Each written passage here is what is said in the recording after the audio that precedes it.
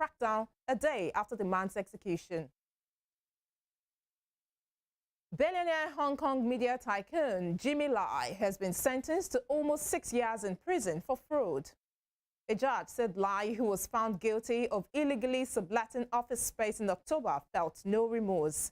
As well as being sentenced to 5 years and 9 months, Lai was fined 2 million Hong Kong dollars. The 75-year-old recently served time for taking part in a banned vigil last year for victims of China's 1989 Tiananmen Square massacre. His son stressed that it was disappointing the UK was not doing more to help Lai, who holds British nationality. In a separate statement, Sebastian Lai said his father has done nothing wrong and has already spent time in prison for standing up for human rights. Lai faces the prospect of life behind bars due to a separate trial on national security charges. You're watching Spring Global on Western Spring Television. We will be right back after this break.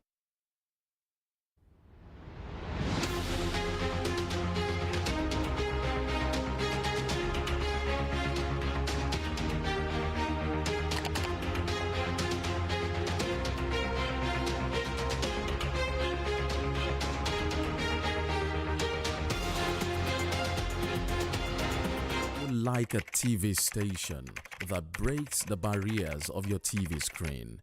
A TV station that brings infotainment to your forefront, breaking the conceptual fourth wall. Giving you television that is personal to you and your everyday life. Indigenous broadcasting for every man, cutting across the shackles of age, class, and language. With the best of equipment in digitized broadcasting. At Western Spring Television, your television experience has never been this magical. We bring you the best in news and programs, breaking news to you as it drops from where it drops. Talk shows that keep you glued to your seats. Sports programs not void of in-depth analysis. Entertainment programs cutting across all ages. Political analysis with all its accompanying controversies. Social responsibility because we care. Western Nigeria gave us our first feel of television. Western Spring Television is taking us to the next level.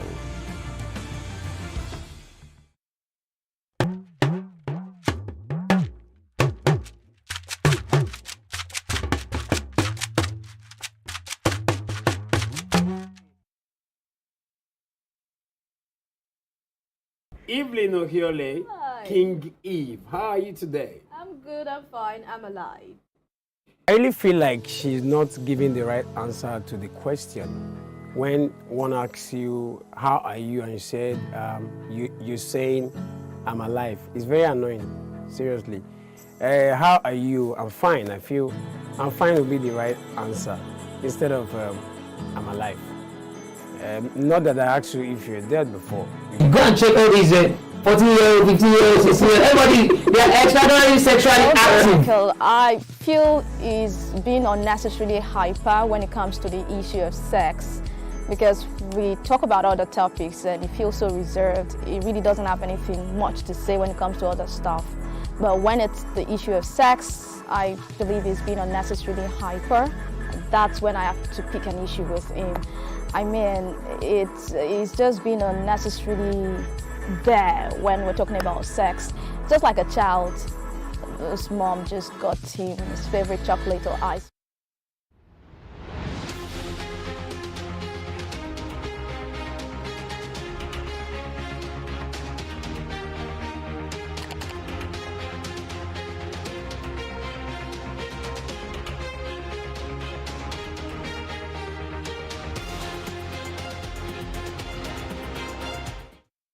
You're welcome back. One person has been killed and several others are missing after a large explosion on the island of Jersey's capital, St. Helier, off the coast of northern France. Chief Officer of the State of Jersey Police, Robin Smith, said a 3-story building had completely collapsed and a rescue operation was underway. He added that about a dozen residents are still missing after the incident, urging people to avoid the area. A number of flats have been evacuated, casualties of which we have currently 2 walking wounded who are currently at the hospital. But I regret to say that tragically we have 1 confirmed fatality. There are, of course, a number of other people that are unaccounted for, and therefore a search and rescue operation has commenced. But as I'm sure you will understand, the scene is a very dangerous one for all of our staff. Romania's Navy today carried out a controlled explosion of a naval mine that had drifted close to the country's Black Sea shore. The Defense Ministry says the Navy was alerted by a Turkish cargo ship about a mine drifting some 2.5 nautical miles north of the Romanian Black Sea port of Constanta. The Black Sea is crucial for shipments of grain, oil, and oil products. Its waters are shared by Bulgaria, Romania, Georgia, and Turkey, as well as Ukraine and Russia. The mine defused today was the force handled by the Romanian military since March. Since the war between Ukraine and Russia started, Turkey, Romania, Bulgaria, and Ukraine have destroyed roughly 40 mines in western waters of the Black Sea. Brazil's president-elect Luiz Inácio Lula da Silva has named former Sao Paulo mayor Fernando Haddad, viewed unfavorably by many in the business community, as his finance minister. Lula da Silva, who narrowly defeated incumbent Jair Bolsonaro in October elections, unveiled ministers in the key posts of foreign affairs, justice, defense, and chief of staff.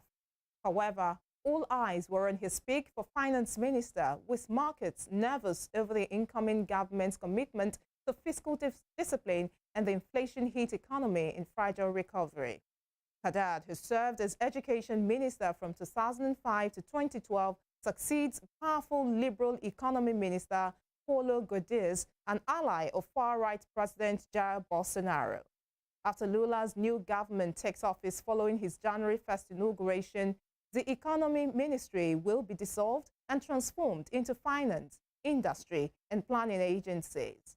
When Haddad's name started circulating for the role, markets reacted with unease, viewing him as too much on the left and fearing he would jeopardize the budgetary balance. The leaders of Canada's provinces have urged Prime Minister Justin Trudeau to meet them over the nation's healthcare crisis. Canada's hospitals have faced significant strain, with reports of patients dying while waiting for care. Mr. Trudeau has previously said he is willing to provide more funding, but with strings attached.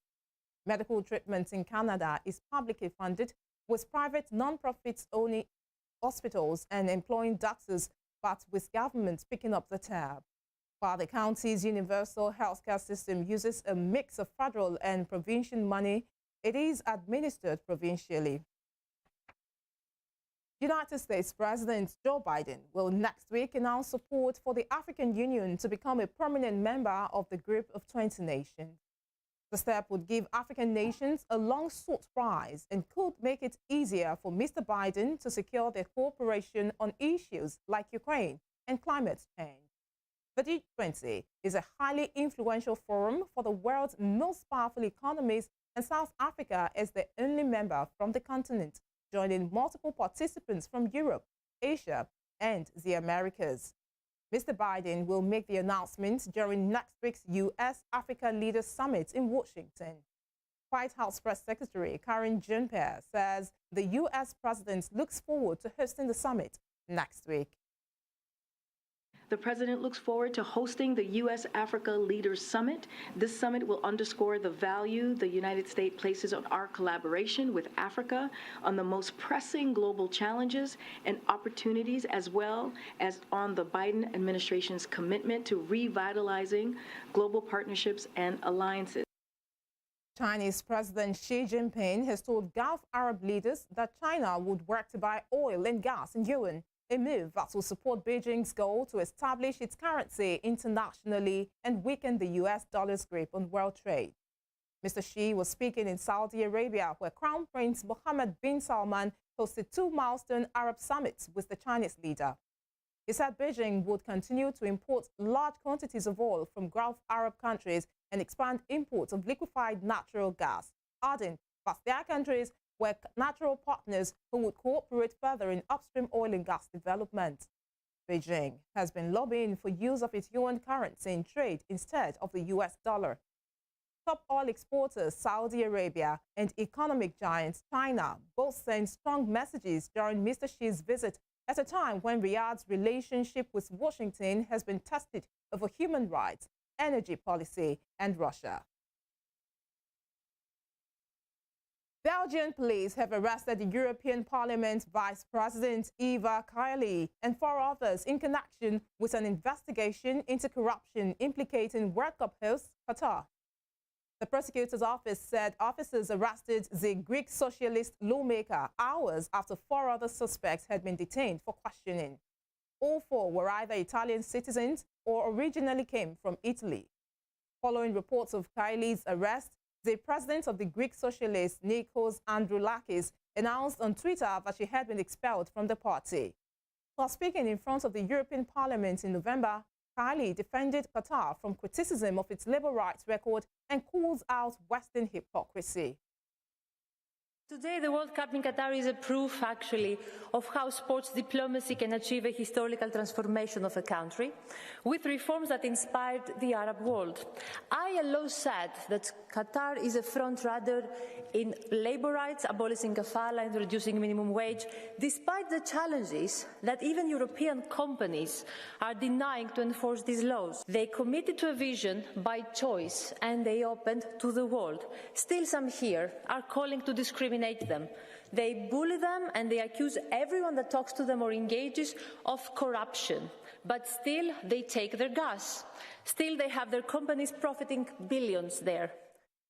A prominent football journalist from the United States has died while covering the World Cup in Qatar. Grant Wall collapsed as extra time began in the Argentina-Netherlands game on Friday night. Early reports suggest he may have had a heart attack, but this has yet to be officially confirmed. In a statement, the U.S. Soccer Federation said it was heartbroken by the news. England captain Harry Kane says the team have more belief than they did 4 years ago ahead of their World Cup quarter-final against reigning world champions France. The Tottenham striker stated this during his pre-game press conference, adding that the English team will give it all to win the game. The Three Lions will be hoping to reach a 3rd straight major tournament semi-final after losing in the semi-final of the 2018 World Cup in Croatia and reaching the finals of the 2020 Euros. I feel like the belief has been building and building over the 4 or 5 years now, and we entered this tournament hoping to and believing that we can win it, and we've got to a stage now where we expect it to be. And now it's about trying to push on, and we face a really tough game tomorrow. Sarah St. John has become the latest celebrity to lead Twitter since its acquisition by Tesla boss Elon Musk. The singer blames the platform's change in policy around misinformation without elaborating. Twitter stopped taking action against accounts spreading misleading information about COVID-19 last month.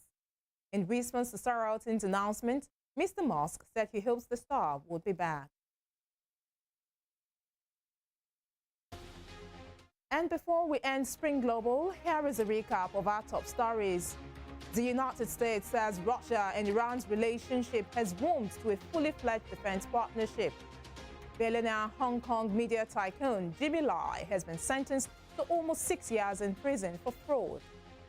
1 person has been killed and several others are missing after a large explosion on the island of Jersey's capital, Saint Helier, off the coast of northern France.